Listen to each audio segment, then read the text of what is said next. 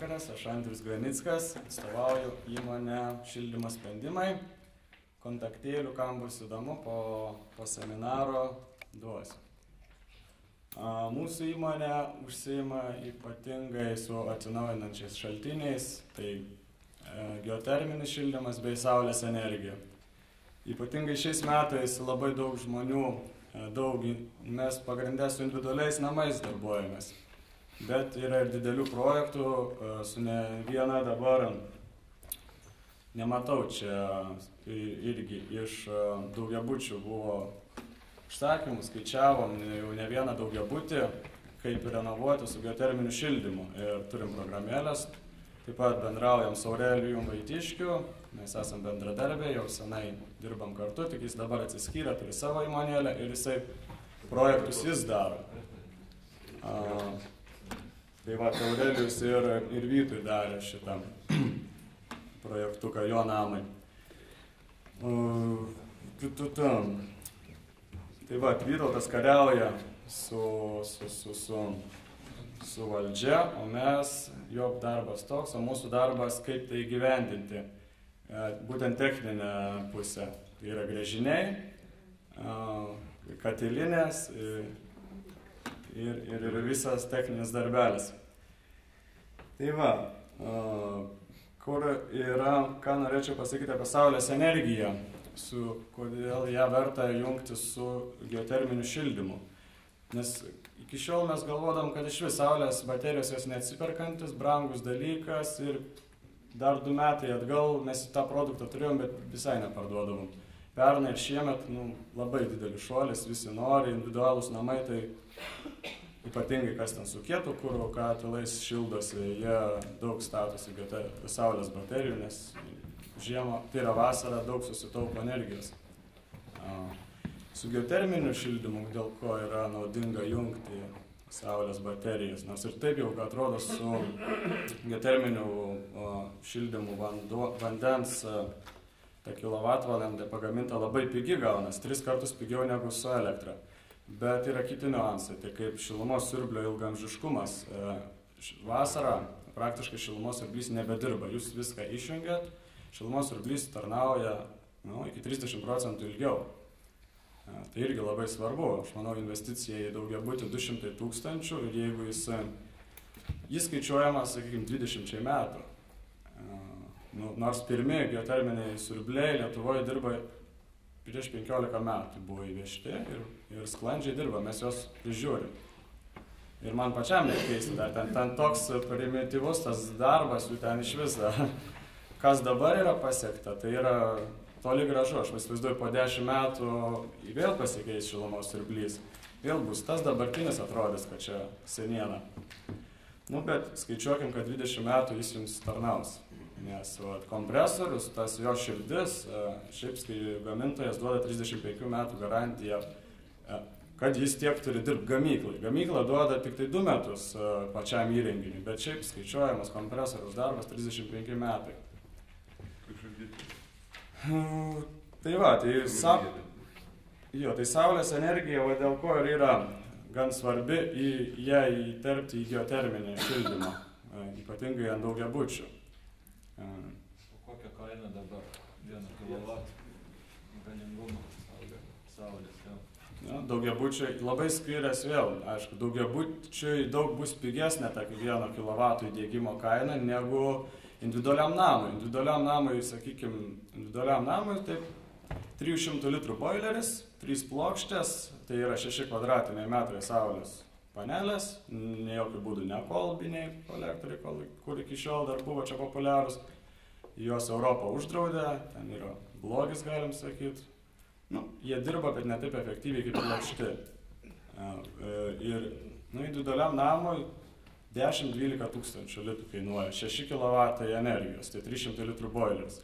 Daugiabučiai tai bus daug pigiau, nes tai ir boileris jau 1 tonos, sakykime, vėl sunku pasakyti. Aš internete žiūrėjau, tai atskaitos taškas 2000 kW. Jo. Maždaug patrikau. Tai va, Vatvytis gal žinau. Žiūrėjau, internete yra, kitų, sakykime, skelbiami, kad jau būtent daugiabučiai atskaičiavę, kad apie 2000 kW. Jo, tai sakykime tiek. Saulę įsirengti. Ir kuom gerai saulė, kad jinai nieks nedyla praktiškai, jis amžinas, kiek šilumos siurblį, tai gal kažkada reikės pakeisti, jis ir genda, ir yra tų detalių sukančių, ten nieks nesisuka, tik vienas cirkuliacinis siurblys. Plokštė, jinai jau gamintojas duoda 10 metų garantiją vienai, sakykim, plokštei, jinai amžina praktiškai, varinis vamzdis, absorberis, stiklas ir korpusas ten. Konstrukcija labai paprasta. Na viskas, magistralinis vamzdis iki katilinės, o jau katilinė, jau automatika, cirkuliacinis siurblys, kuris jau nešioja tą šiluminį šį. Jo, ant stogo tik plokštas. Boileris jau kaip ir buvęs, jisai bus katiliniai pas jūs apačioj. O yra kažkokia, pavyzdžiui, kvadratūra, kurią gali aptarnauti tos saulės baterijos, pavyzdžiui, ypatingi statiniai 10 aukštų daugiabučiai. Įmanoma įrengti sistemą? Taip. Nepasiteisina. Jokių problemų, tai stogas, ant stogo jinai rengiama, tik tai plokščių kiekis priklausys nuo kiek jums reikalingo bus karšto vandens. Tai vat reikia nuo poreikio žiūrėti. Gal yra paskaičiuota vidutiniškai, jeigu ten irgi 20 būtų namai, vidutiniškai to vandens reikia tiek. Vis tiek specialistai, kurie yra skaičiuoja ir pasako. Jo, 100 litrui vieną plokštę, 2 kvadratiniai metrai 100 litrui. Tai va, tai taip ir skaičiuojam. Tai tada, jeigu 1000 toninis boileris bus, sakykime, tonai, 20 kvadratinių metrų reikės saulės plokščių. Ir tada tos tonos užteks kam? Kuriam kiek žmonių ten? Tona. Tonas Dabar aš maždaug 20 būtų. Jo, bet kažkur, va, kaip Vytauto. Taip. Tai paros naudojimas. Čia gali plaukti, bet skaičiuoti reikia. Jo. 3 tonom 20 kvadratinių metrų. Vieną šalia. Jo. Stogo plokštės. Tai yra nėra daug, parodysiu, kaip atrodo kompiuterį, kaip tai atrodo realiai, sumontuotas mūsų sistemėlės. Jo, 2 metrai ant metro viena plokštė. Kampu. 45 laipsnių kampu į pietus, dar reikia žiūrėti, koks stogas į kurią pusę orientuotas, bet vis tiek jos pasisuks į pietus. Taip. Yra kolegos Vilniui daugiabučių sumontavę, buvom nuvažiavę, pažiūrėti, dirba labai šauniai. Mes ant daugiabučių asmeniškai dar nemontavom, tik skaičiuojam, mes individualūs namai, baseinų šildymas, viešbučiai. Daugiabučiai, dar naujiena. Čia reikia jiems šviesti, reikia ateiti visam daugiabučiam, visiems žmonėm tą paskaitą pravest, pasakyti, kiek kainuos, kaip atsipirks. Aš manau, kad tikrai visi sutiks. Jo, aš manau, kad mes galėsim. Aš manau, kad ar pas mūsų ofise, ar kažkaip, ar kažkokį susirinkimą darot, mes galėsim pasikviesti ir mes ne prekybininkai, mes esame montavimo įmonė. Jūs išsirinksit, ko jūs norit, mes pasakysim, kas yra geriau, kiek kainuotų, pasiūlymą, jūs vienokį ar kitokį. Gal aš praklausiau, kiek viena plokštė kainuoja? Apie 1100 litrų viena plokštė. Jo, pats produktas. Tai yra 2 kvadratiniai metrai, 100 litrų vandens. Tai jo, paskui jau ten vamzdynas, nes reikės skaičiuoti, kiek vamzdyno, kokie laikikliai, boileriai ir automatika. Dabar... Vis tiek klausimas, kadangi ar šiaip ar taip, tai būtų kaip neatsiejama, geotermo gerai, plus šitas dalykas yra. Jo. Šiai dienai vis tiek, šiaip va taip, šios dienos realijos tokios yra, siurblys iki 5-7 metai, tai tarnavimas yra paprastai vidutinis. Kompresorių? Apie cirkuliaciją kompresorių kalbam. Geotermas, kur... Ne. Aš turiu 10 metų dar negedų. Mes buvom su Andrium abudu Švedijoje, aš pertrauksiu, atsiprašau, buvom abudu Švedijoje. Tai mūsų vedė ir parodė, sakė, ten stovėjo siurbliai čiut ne 20 metų, tai pakeitė vien dėl to jie veikia, kad jie morališkai paseno. Parsivežė gamyklą, sako, va. Sakė, turim ekskliuzyvų. O ūkiškai paimkim šaldytuvą, tikrai ne vienas turėjot namuose šaldytuvą, kuris jau buvo visas surūdėjęs, o jis sėkmingai 15 metų dar buvo. Zilai dirba po šią dieną. Tas pats principas. Principas lygiai tas pats. Visa bėda, kad dabar portiniečiai gamina, tai va tiek kaip... Tai va tų, tai vengt reikia kaip... Jo, to reikia bijoti. Mes bendradarbiavom su švedų kompanijom ir tie švedai mus vežioja po savo daugiabučius, ką jie atlikę yra, matom ir tos patirties turim nemažai. Taip. Mano vienas kolega labai domėjasi, jisai kaip tik specialistas. Ir jisai pasistatė, bet jisai, kiek žinau, Skandinas ėjo visur, Krasnojarskas, Rusija, ten Švedija. Ir galiausiai grįžo, kad švedai ir rusai tos kinietiškus pagaminė. Nes kiniečiai yra tiek obuoliuką tą gamina, vadinamą originalą, tiek ir visokios kopijas. Kiniečių nereikia. Atsiprašau, pertrauksiu. Ne, taip. Mes buvom abudu gamykloje su Andrium, tikrai matė, kaip sakyt, gamyba vyksta Švedijoje. Jūs šiuo atveju klystate. Švedas savo markės nenori. Taip, vokiečiai daug ką gamina. Iš tikrųjų, vokietį aš pamačiau bažnyčioje, bet Alytuje labai daug bažnyčių padaryta. Tarp kitko, klebonai bobukių pinigus taupo, žino, kur dėti. Tai ir Vilniui, tai pamačiau tą vokišką siurblį bažnyčioje, tai žinokit, patikėkit, ten tikras kinas, bet aš su jums sutinku. Atidarai tik panelę ir viskas matoma. Taip, mes montuotojai, mes ir tą patį Junkerso daug sumontuojam ir Fismano, bet tai yra diena nuo nakties, kuris žmogus nori jį, mes jie parduodam, bet tai savo niekada aš jo nestatyčiau, nes tai yra švedas jau gal ten 2 metais į priekį visada veda. A klasės siurbliai, švediškose siurbliuose A klasės siurbliai, ko dar pas vokietį, Fismanas jau dabar pradėjo dėti. Junkeris, jo, apie cirkuliacinius siurblius. Tiek Junkersas, tiek Vailantas deda senos cirkuliacinius siurblius. Ten didelis yra sąnaudos energijos cirkuliaciniai siurbliai. Tai individualiam sektoriui tai vienvaldžiai, tik tai švedas dabar, daugiausiai, aš matau, ką mes parduodame, ką žmonės nori, švediškų daugiausiai. Jo, Nybė. Pagal programą daugiabučių privalomi viešieji pirkimai. Sėkmės darbe. Sėkmės darbe. Kadangi esu administratorius, paaiškinsiu, kaip tai viskas atrodo. Ir vėl įsitėsiu, bet ką daryti.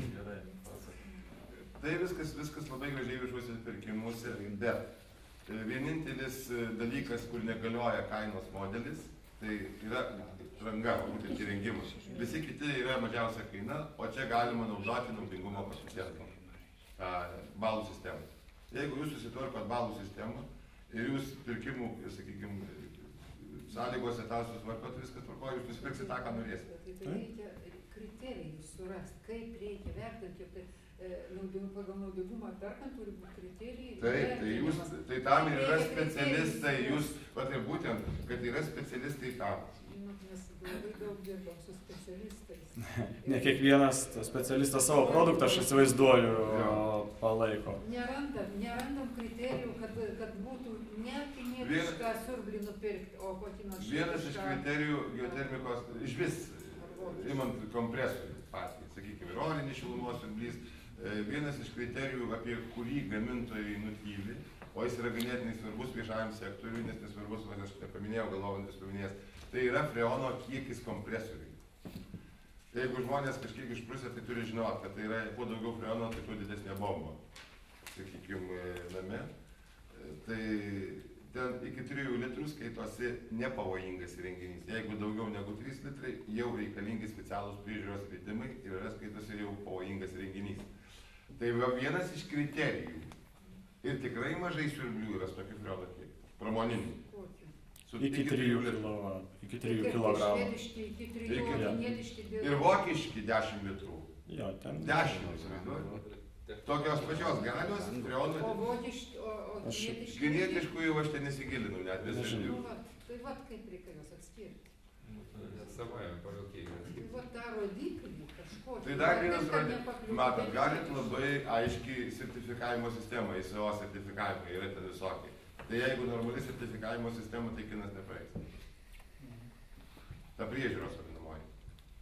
Galbūt čia yra tie atitikties sertifikatai išduodami? Ne, atitikties sertifikatai bus visi turės, jo. Čia ūkiškas patarimas, su 101 specialistų pasitako 1001 sprendimą priimti. Tai toks patarimas. Kinas, jeigu jam sumokėsit, jis padarys kaip iš švediškų. Taip, iš tikrųjų kinai daro ir gerą produktą. Tai pas tą patį švedai yra ir kiniškų detalių, jie tik tai sudeda Švedijoje tai, ko reikia. Kitas klausimas, ar tas geras produktas iki Lietuvos davažiuoja, nes jo transportavimo kaštai išaugina kainą. Jie, būtent lietuvis perka, mes specialistai, aš dar pamiršau paminėti apie tą nepriklausomybę energetinę mūsų, bet mes visi mūsų pinigai išeina kur? Per maisto, per maksimą. Lenkija, Ispanija ir taip toliau. Bet mums tik energetinės nepriklausomybės reikia. O kad mes valgom, pasidarėm savartynas Europos maisto iš tų produktų, tai nematom. Tai čia vat prie to pačio. 80% maisto importuojame. Tai jo. O ūkininkai verkia, neturi kur dėti. Pasakyti pavyzdį, tik įsisteigė iki tinklas. Vėžliukas buvo salotų, pardavė iškart. Apie ką kalbėti. Tai būtent čia jau viskas. Tai iš tikrųjų, sakau, tai aš už tai prašiau Andriaus, kuris, vat jūsų miestą įmat, sakykime, už kurį aš griūnu negyvas, žinau tiksliai, kad jis to nepadarys, ko daro dauguma biznierių. Ir už tai aš paprašiau, kad jis tiesiog būtų betarpiškai jūsų rate čia vietoj. Nelaikėtų lakstyti į Alytų, ten ar į Vilnių ar kažkur, o čia vieta. Aišku, jeigu iškyla klausimą, galite ir man paskambinti, dar 5, kaip sakyt, bet, nu, kuo daugiau profiltruosit informaciją, tuo jinai bus grynesnė, vadinkit tai. Na tai taip, tai vat jums rūpamais klausimais kreipsitės pas mus. Aišku, čia tų įmonių yra daug, nes visos čia mes konkuruojam su visais, bet mes orientuojamės tik į geoterminį šildymą, ten vieni ir kieto kuro stato ir dizelį ir tą ir aną. Mes turim patirtį su geoterminiu šildymu, turim servisantus gerus, prižiūrim, vedam tą namų priežiūrą, turim gręžimo įrangą. Tai aišku, dar kalbant apie geoterminį šildymą, šiaip siūlom į orinių šilumos siurblių labai mažai parduodam, nes vis dėlto jie yra netokie efektyvūs kaip... Paskutiniai 3 žmonės neperka. Jo, jis paprasčiausiai net nesiūlo, ateina klientai, sako, man reikia orinio, aš jam parodau, kokios bus sąnaudos, jo, investicija mažesnė, sako, man čia tai brangu, čia man 40 000 individualų namą investuoti nesąmonė. Kur jis galėtų ten už 25 orinį, bet pamato sąnaudas, ten, kad jau jam ten ir 600 litų bus, ir 700 litų į mėnesį sumokėti reikės piko metu, aišku. Nu, jo, tada daro horizontalų kolektorių arba vertikalus gręžiniai. Nu, prie daugiabučių tai tik gręžiniai, neišeis horizontalių padaryti. Tai va. Atsiprašau, geologinių tyrinėjimų nereikia daryti prieš tai, kaip gręžinius daryti? Ne. Nėra sąlygos, kad jums reikia. Mes jos pasidarom, kada reikia, bet Klaipėdos kraštas, turim žemėlapis, yra žemėlapis, aiškus, gruntai, jau sudarytas žemėlapis, jau žinom, kas prie to namo bus, kas triušeliuose, kas, nu, visus. Neturi reikšmės, nėra reikšmės. Sąranga šitam dalykui, šiluma, Dar svarbu paminėti, bet tikrai iškils klausimas, aš pamiršau, matot, eigoje išėjo. Kas bus, jeigu namas stovi valstybiniai žemė? Tikrai visiems svarbu. Ir neuždavėt niekas klausimą. Jo, nereikia jokių derinimų. Va kas yra keiščiausia. Nes geoterminio šildymo zondas yra ne statinys, o žemės tarnyba derina tik statinius. Jūs privalot tik įregistruoti to daikto vietą. Paskui, nu, to panuotraukai parodyti, kad kitas neiškastų atvažiavęs. Kada gręžinį darom, tai užfiksuojam ir jis yra... Tai va čia svarbi vieta, dėl kurios iš tikrųjų iki Žemės ūkio ministerijos. Architektas veja iki Žemės tarnybą, nes tu valstybiniai žemėje gręži ir užburtas ratas. Tai iki Žemės ūkio ministerijos dėjom pasirodo nereikia. Šito reglamentas reikia. Pasakykit, kokio gylio tie gręžiniai būna ir kokios temperatūros galim pakelti. Jie iki 100 metrų, gręžinukai iki 100 metrų ir palei galingumą jų kiekis. Sakykime, prie daugiabučio tai gal 8, 12 gręžinių. Jie kas 5 metrus gręžės. Ten yra gręžiama skylė 120 diametro skylė, į ją įsileidžia zondas. Jis nueina 40 diametro vamzdis ir pareina.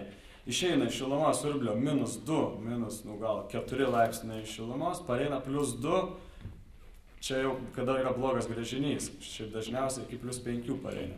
Tai vėl svarbu, koks yra, ar vandeningas sluoksnis, ar kolona užsipildžiusi vandeniu, ar neužsipildžius. Bet kad ir prasčiausias gręžinys visada +2 pareis. Nesam dar matę, kad nepareis +2. Šilumos trasų pakloti labai gerai būtų. Jo, iš viso apviniotumėm aplink šilumos trasas, tai čia būtų idealu.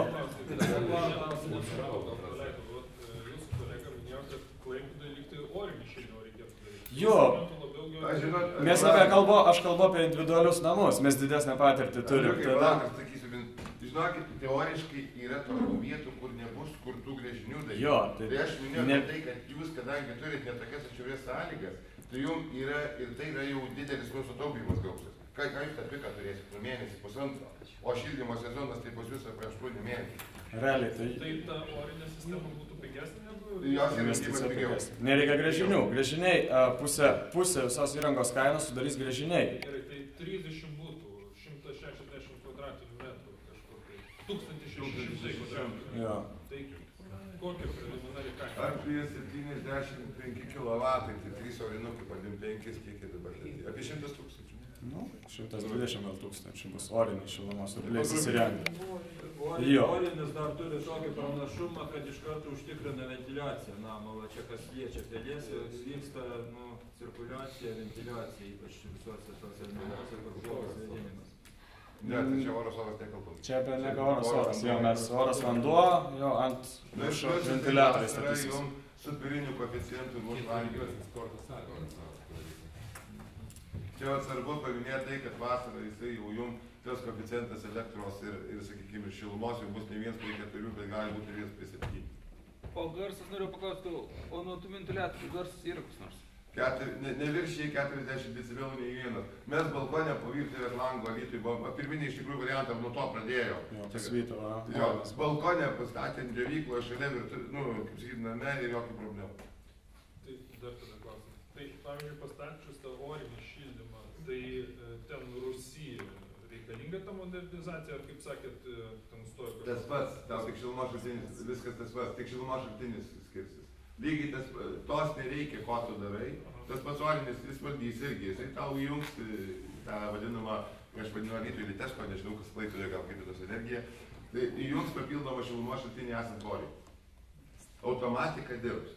Ar orinis šilumos siurblys, ar su zondais, jisai lygiai toks pat renginys, tik tai šaltį nupučiam. Jūs net galite jo, teisingai sako, žmogus gali net nurodyti, iki kokios temperatūros jūs iš oro eisit, reikia -5, reikia -20. 25 oras dingsta oras vanduo.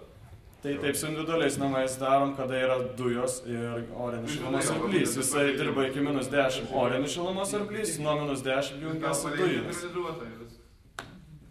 O bandys visą sistemą tas pats ir... Kadangi šilumos įlas ne vien tos šaltosios žiemos, ir tas mėnuo ar ten 2 mėnesiai, o ir 7 grubiai mėnesiai. Gal ir 8 buvo. Tai vidutiniškai skaičiuojant šilumos įlas. Dabar dar problema, kad yra tie seni tarybiniai radiatoriai. Tai vat apie radiatorius, čia girdėjau tą klausimą, aš galbūt jį prašoviau pro ausis, Andrius ko gero net būtų praleidęs. Va dabar, kodėl aš grįžtu prie tos renovacijos? Bent jau minimalios. Visi radiatoriai skaičiuoti prie tam tikrų namo energetinių sąnaudų.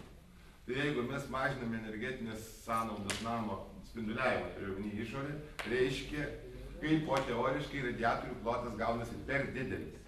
O šiuo atveju šilumos siurblių tai yra labai gerai. Reiškia, mažėja temperatūriniai režimai. Taip. Tai čia nušaudytų zuikius iš karto. Radiatorių nekeičiant, apšiltinę kažkiek namą, reiškia, tu pasidini koeficientą, o tu važiuoji papildomai pigesnę šilumą gauni. Čia vat irgi jau viskas, kaip sakyti, mes jau tą išguldenom iki... Šilumos siurbliai sukia mažesnę temperatūrą. Radiatorius mažiau kaip temperatūrą. Šilumos siurblys...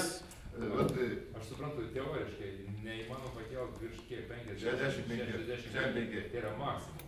Nei vienam name nemačiau, žinokit, nežinau, nebent kiauras, pas mus kiauram daugiabutį 63 maksimalus būdavo radiatorius ir maksimaliai temperatūra. Tiekiamas šilumos mazgis tiek yra temperatūrai, tai čia tuo atveju vis tiek aukščiau nepašauks. Tai tokie radiatoriai didesni, tada duoda tą efektą. Išlygti. Jo. Tai aš dar noriu paklausti. Mes, kaip pasakyti, tai viskam renovuoti, tai pinigų kaip ir nėra. Bet tai dabar jeigu neapšiltinant sienų, tokia sistema, jinai veiks, bet truputį mažiau efektyviai, ką aš noriu pasakyti. Jūs tą koeficientą mažesnį turėsite. Supratot?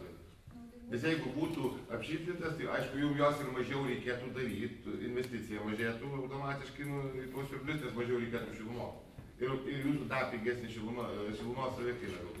Todėl mes ir kalbam, mūsų būtent Vytautas ką pristatė, kad iš principo reikia daryti viską kompleksiškai. Kaip mažesnė geoterminė beveik. Taip, nes jūs tada investuosite į atsinaujinančią energetiką, kurios jums gal po 5 metų nereikia. Tai bus pinigai balo. Tai geriau pirmiausia sutvarkom, kaip sakyt, nesipiligi puodos ribos, jeigu valgysi bliūdą, ūkiškai tariant, taip, tai jau. Tai jau taip reikėtų. Ir tą įdomiausia, kad valstybė remia. Aš nesakau, kad metras vienas klijuokim, bet pasidarykim protingai ir viskas labai gražu. Tai aš tikiuosi, aš parašiau spaudoj į Respublikinę dar nedėjau, ateis laikas. Tai jūs spėkit, kiek dabar mano buto sąnaudos bus šilumai. Va, nepasakiau. Po renovacijos. 3 kambarių 64 kvadratų butas. Šildymo sezonas, tai aš jau labai blogas skaičius sakau, kad neapsišaukčiau. 650 litrų. Sezonas. Bet aš garantuoju, teoriniai skaičiai veda prie 400. Bet aš jau uždedu. Tai va, pernai sezonas prie nerenovuoto, aš nežinau, gal minėjau, gal nežiūrėjau, 1403 litrai. Visą sezoną šildymo, su geotermika pasidarė. Kai būtų iš šilumos tiekėjo, būtų iki 3, ten 2,6-2,7. Vat pamiršau paminėti šitus skaičius, tai reikia paklausti. Tai čia taupos. Ir jeigu jau ta renovacija prasideda ir ta geotermika. Tai čia būtent ta renovacija. Investicijos apsipirktų. Pasakysiu taip, svarbu paminėti vieną dalyką, matot, kaip gerai, kad padiskutavom, kad atsipirkimas pirminis skaičiuojasi ir grėžiniam, o antrą kartą jau nereikia 200 000. Jau reikia keisti tik tai dalį įrangos, grėžiniai tarnauja 100 metų. Jo, įrangą pakeisim, sakykim, 10 metų jo prasinaudojot, o kiek šilumos nusiplysis, tai vienas, tarkim, 50 000, jau jeigu 20 būtų namų. Jo, jeigu ir suges, tai keisim tik šilumos siurblį. Nes jau grėžiniai padarė, tai daug jie pragyvens ir tą namą, kuris dabar stovi. Dabar taip, jeigu pasirengia daugiabutis namas projektą, jeigu, tarkim, geotermą padaro, tai galime jau tą skaičiuoti geoterinį siurblį prie, tarkim, pilnai renovuotai. Turėti jau bent dalinį žymį. Bet mes taip ir darė. Nebūtinai pilno galingumą, tarkim, kaip... Jo, dalinė investicija, va teisingai sakot, jo. Ir tada tabiškai tas efektą iškart duot, kad šilumos kilovatvalandė, grubiai kalbant, 3 kartai jau ir...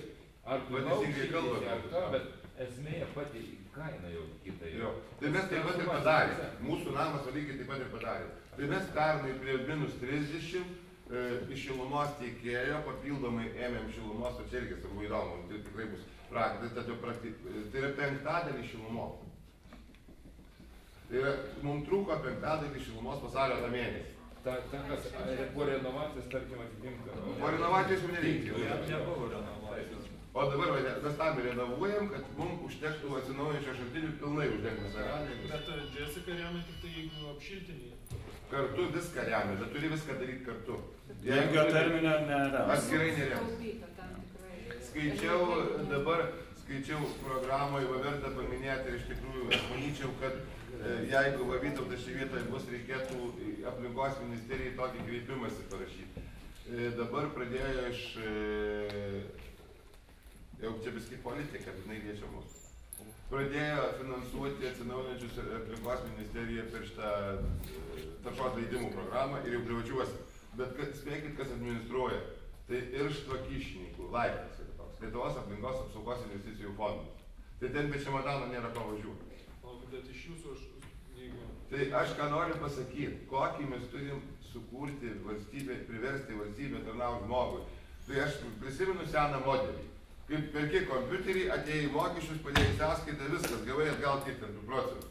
Tai kodėl negali šito paprasto modelio? O ties projektą reikia rašyti čiut ne Saliamoną. Aš tai prašyčiau, bet daugiau niekas. Jo, vienam namų ūkiui reikia rašyti projektą. Tai dar žmonos sutikimo ar nežinau ko. Nuperki šilumos siurblį, jį instaliuoji, turi sąskaitas, atrodo, neštum, gražintų tau ten, kaip visam pasaulyje yra 30 procentų. O čia sukuria mechanizmą, kad tu ten norėdamas nenueisi tą laipą. Tai vat ką aš irgi siūlau visiems akcentuoju, kad pabandykim sukurti, va jūs, sakykime, Klaipėdą, mes gal aš Alytijus organizuosiu ir ten Druskininkuose, tokį kreipimąsi, kad supaprastinti atsinaujinančių šaltinių, tą vadinamą dotaciją. Ne per čia Jessica, čia ne Jessica. Yra dar per tuos užtaršos leidimus, kur yra tikslinis panaudojimas lėšų. Ir jie jau tipo remia, tai dabar privačius remia tik iki 23 metų statybos, ten dalis, bet jau pajudėjo, mes jau pramušėm. Dar verta pasakyti, kad įstatymė, aš jau pamiršau tas visas lengvatas paminėti, kad įstatymė atsinaujinčių numatyta ne tik rėmimas per šitą vadinamą įsirengimą, bet ir per elektros energijos tarifą. Visi žinot, kas yra šitas viryklės tarifas elektros. Tai čia bus ir šilumos siurbliui specialus. Tik skirtumas yra tas, kad jeigu mes atsistosim į tą modelį, mano jau auksinį, kurį aš vadinu auksiniu ir tikiuosi šiemet vieną padarysiu, kad jeigu mes paleidžiam po generatorių, tai man tas tarifas neaktualu. Tai tada Tai valstybė, mes pramušėm tą, arba vieną paramą gali gauti, arba kitą, abiejų negali. Suprantat, jeigu jūs pasidarot su kaimynų namuko generacinė katilinė, viskas... Tai kainuoja. Kaip sakot? Kiek toks kainuoja, tarkim, 20 vaikų? Kogeneratorius? Panašiai kaip geotermo. Labai panašiai kaitė. Dabar būtent ruošiu du projektus, tai tuoj pasakysiu, 200 kW gale, 136 000 eurų. Tai apie $500 000. Bet čia jau didesniam būtų. Didesniam, čia ne 20 būtų, čia yra apie 70 būtų. Aš būtent noriu padaryti vieną didelį. Taip, prašom atvažiuoti pas mus, kiek yra namų. Aš tik norėjau sakyti, 19 daugiabučių, norėtumėm jūs pasikviesti, kaip tai padaryti. Ir netgi, atvažiuosiu dar kartą. Netgi padėti vykdyti ir pradėti daryti projektą. Nu taigi va, su Andriu prašau, aš padėti. Tikrai, jeigu reiks, aš prisijungsiu, jau jeigu šiandien važiavau, žinokit, pakalbėti, tai tikrai jau realizuot padėsiu. Pasakykit, kaip jūs surasti kiekvienam individualiai, kad mes galėtumėm telefonus susirašyti. Tai aš garsiai padiktuosiu, aš tikrai negalvojau vizitinių daryti, nesivežiau. Aš galvojau, užteks mano kolegos, bet tada garsiai padiktuosiu telefoną, jis labai lengva. Ir elektroninį paštą pasakyti. 685 85 815. Vytautas Kazlauskas. 685 85 815. Įdomus numeris. Ir koks emailas? Emailas Vytas K. Be jokio tarpo. Eta. Alneta. Ne mama, o namas. Alneta. Alneta.lt. O aš vizitinės kortelės duosiu, kam reikės. Ir informacijos apie šilumos siurblius.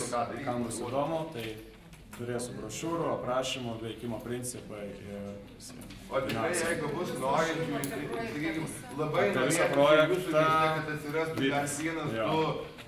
Aš techninė dalis, kiek kainuoja.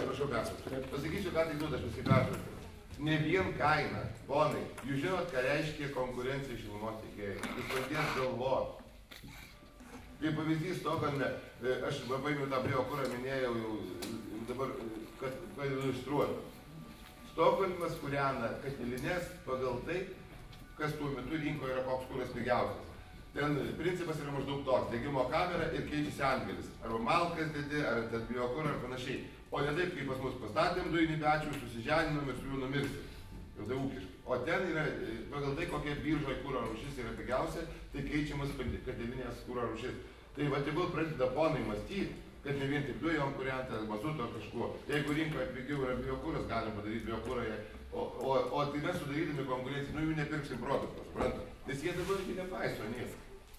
Visas teisminės institucijas praėjau. Jeigu teisėjai apygardos teismė sako, o tai kaip šilumos tiekėjas gyvena. Tai sakau, palaukit, o tai ko jūs manęs neklausot, kaip aš biznis sakau darau. Tai apygardos teismo teisėjai, kolegijos pirmininkai. Orientuota viskas. Kaip sakot? Orientuota viskas į tą. Jo. Labas. Ne, tai ačiū Dievui, aukščiausias teismas, kibiriausio teismo daėjos visais reikalais. Iš tikrųjų labai aiškiai pasakė, ką reikia padaryti ir laimėjo. Tai va, ant kiek korupcija yra visur. Ir mes su tais savo mažais projektėliais tiesiog padėsim ir kitiems žmonėms. Geras pavyzdys visada yra daugiau negu čia daug kalbų, teorijų, pavyzdys, va čia toks va, konkretus, jeigu atsirastų Klaipėdoje, aišku. Tikrai nevažiuosiu, padėsiu realizuoti, aš jau vieną padarysiu, tai paskui vienas pas kitą. Jau vien mūsų namų bendryje ten per mėnesį apie 500 000 litų sumokėdavo vienu šilumą, tai jeigu paskaičiuot kiek per metus, tai gaunasi ten apie 2,5 milijono, tai nu, ta prasme tai yra didžiulė pinigų suma, kurią bent sutaupus, nors ten 10, 20, 30%, nu tai, taip sakant, ir tam žmogui, kuris čia ateis padės, mes, nu, galim, taip sakant, paminklą pastatyti. Nors,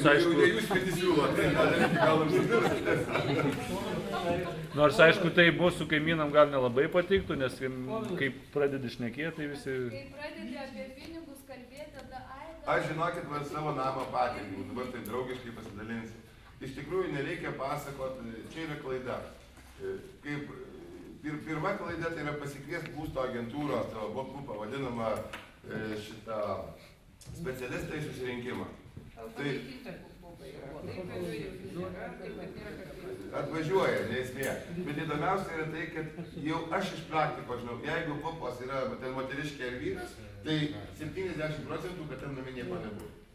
Ir žinokit, čia bus gyvas anekdotas, papasakosiu vieno susirinkimo, kuriam dalyvavau aš ir Bumpa, pensininkų komentarus. Tai čia pravers. Stovi agentūros darbuotojai ir aiškina, šitas priemonės valstybė remia. Aišku, moteriškė įsilavinimas toks ir sako, tai palaukite, kokias priemonės nuo pastojimo sako, o remia su kuo, su kuolu. Tai žinokit, mes ten visi ir nukritom. Tai sakau, Rasa, tai tu negali pasakyti, kad šitas išlaidas valstybė padengia pilnai. Lietuviška kalba. Tai žinokit, ir tokių atsakinių yra daug. Tai kai jie pradeda ten kalbėti, tai sunku. Iš tikrųjų, geriau pirmininkui pačiam pasistengti, daryti tą dalyką ir su žmonėm padirbti. Ir nereikia klaidos daryti, tau būtui kainuos ten tiek tūkstančių, 50 tūkstančių. Kaip pavyzdys, aš jau čia iš lubų. Jam reikia aiškinti rezultatą žmogui. Nes jis nesupranta, kainuos, aha, tai man čia neatsipirks ir taip toliau. Bet jeigu jam paaiškinsit, kad mes padarom ir tau kišenių liks 1000 litų per metus, tai jam neįdomu tai kainuos. Ir žiūri, kaip sakyš, Galite kasmetinę arba kasmėnesinį mokesčio iš karto skirtumą dalį. Jo, ir mėnesinį iš tikrųjų, teisingai sakot, jo. Tik per tą kalbėti reikia. O jeigu pasakai 50 tūkstančių vis už galvos susijimą ir viskas, sako, kada man atsipirks. Tai aišku, galima užduoti klausimą, kada klozetas atsipirka. Jam irgi, tai bet čia jau, kaip sakyti, jumoro dėlė.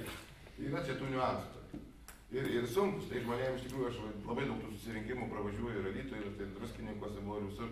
Ir džiaugiuosi, kad jau 20 namų startavo su investiciniais ir manau, bent iš jų kokie 70% tikrai dabaigs. Ta prasme, jau ką mes pradėjome. Iš jų tame tarpe ir su kogeneracija. Dar tokio įstatymo, pavyzdžiui, skaičiau, kad žada priimti, kad pensininkam ar ten kažkam, kurie remiami, neturi balso teisės. Tokio dar nėra. Čia, žinokit, turėtų civilinį kodeksą įgyti. Čia Renata norėtų.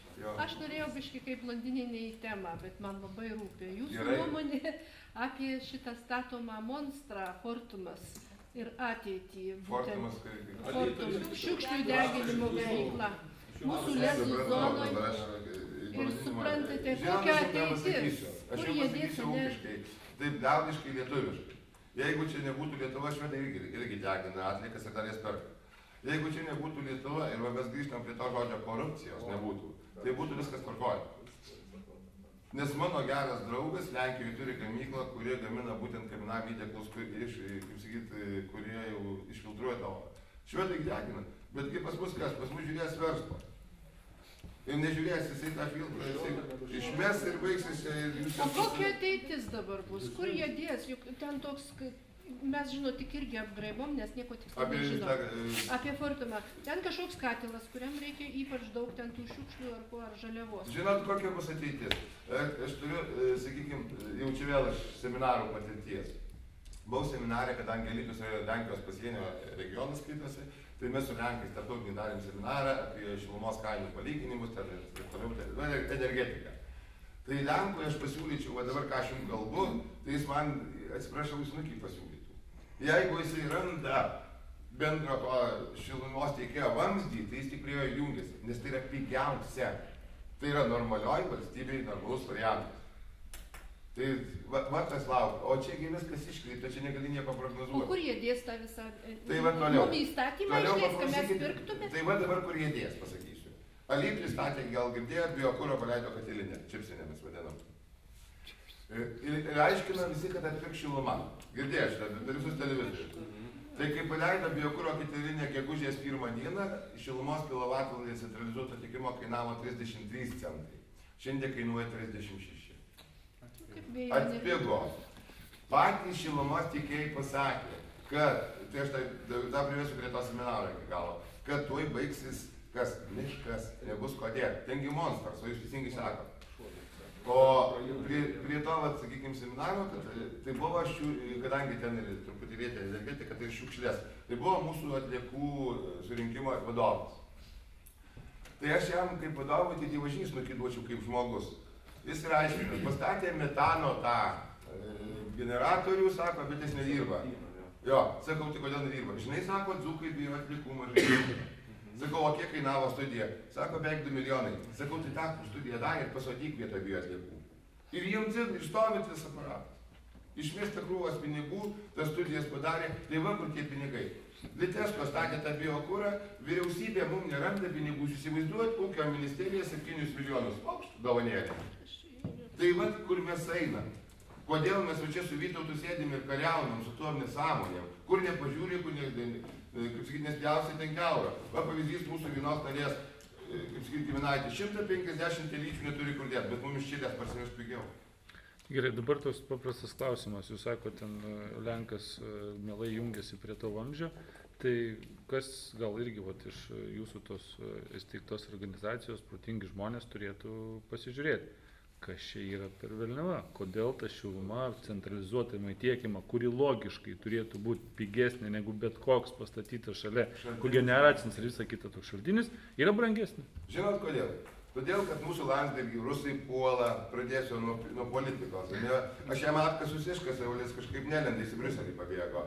Nuo to pradėkime. Todėl, kad Sekmokas padavė į teismą dėl teisingos kainos ir mes Europoje už dujas mokam brangiausiai. Todėl, kad mums reikia atominės, todėl, kad mums reikia dujų terminalo, o tai yra kaštai.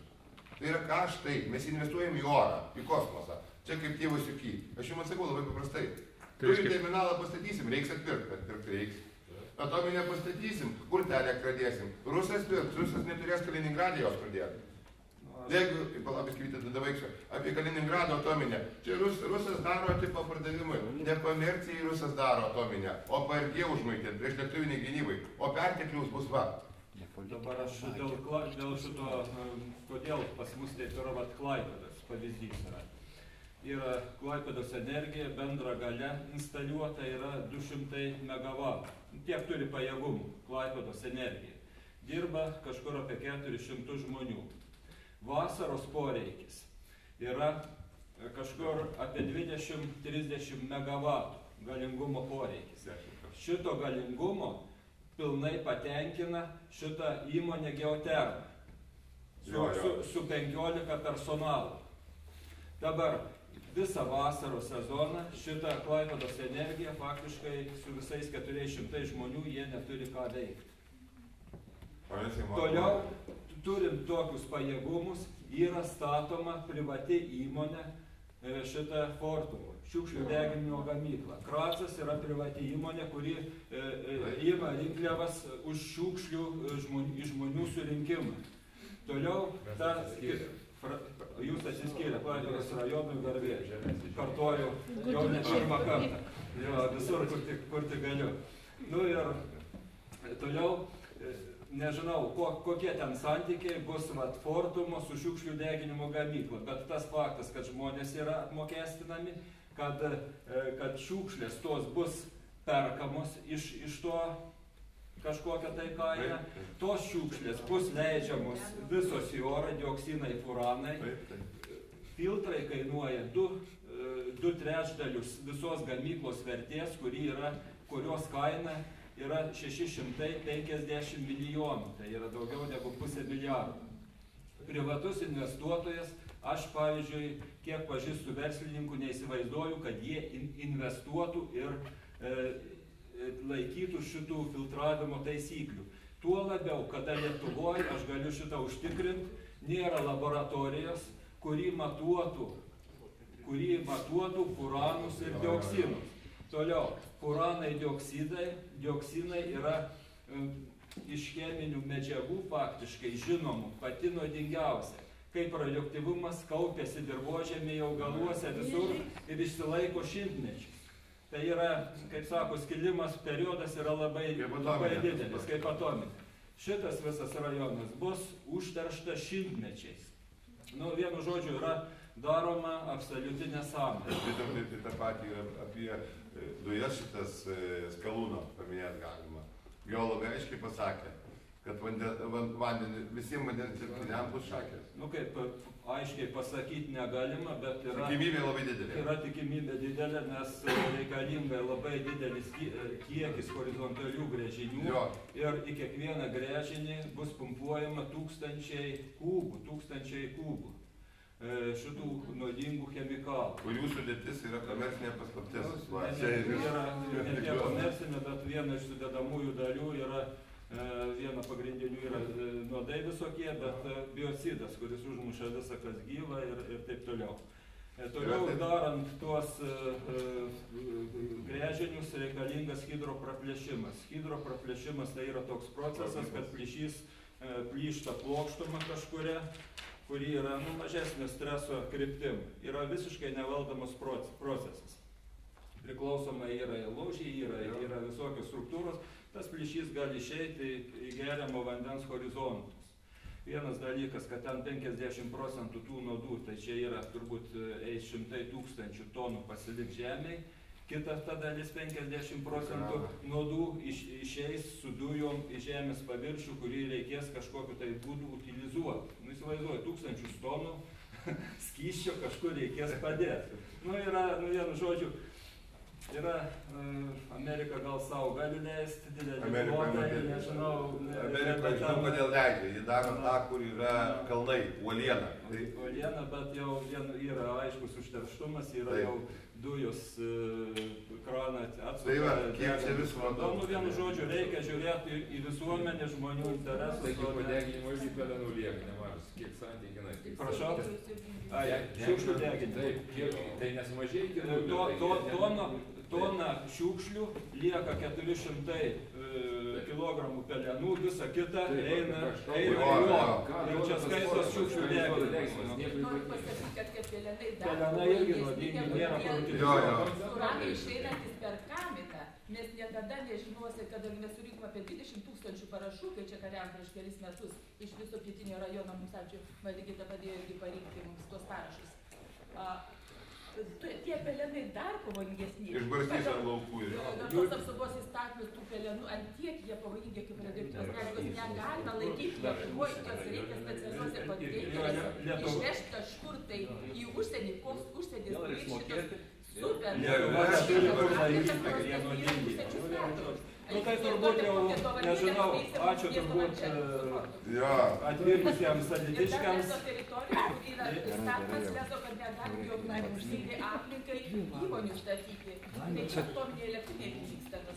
Tai va, reziumuojant, Vytui, dėkui, kad Ačiū labai. Sekundę, ponė. Reziumuojant, kaip rinkot parašus prieš šitą šiukšlę, taip surinkit parašus ministerijai, kurie padėtų jums kovoti su kitu monstru, tai yra šilumos teikėjais. Kad supaprastintų finansavimo tvarką ir kad jūs užsimanę galėtumėte tą sėkmingai padaryti, o ne valdauti pinigų kaip išmaldos.